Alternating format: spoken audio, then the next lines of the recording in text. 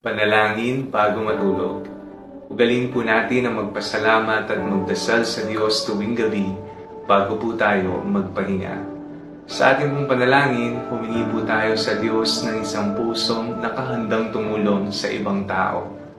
Sa ngalan ng Ama, ng Anak at ng Espiritu Santo. Amen.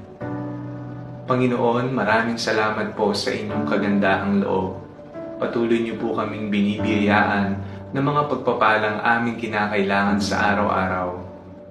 Panginoon, naway maging sisidlan kami upang maranasan ng ibang tao ang inyong kabutihan.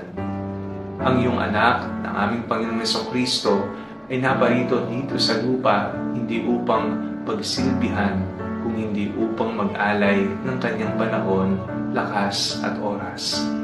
Matularan nawa namin si Jesus na aming sinusundan. Bigyan niyo po kami ng lakas nang sa ganon magkaroon kami ng isang pusong nakahandang mag-alay ng sarili para sa iba. Ito po ang aming panalangin bago matulog sa ngalan ni Jesus na aming Panginoon. Amen. Sa ngalan ng Ama, ng Anak at ng Espiritu Santo. Amen.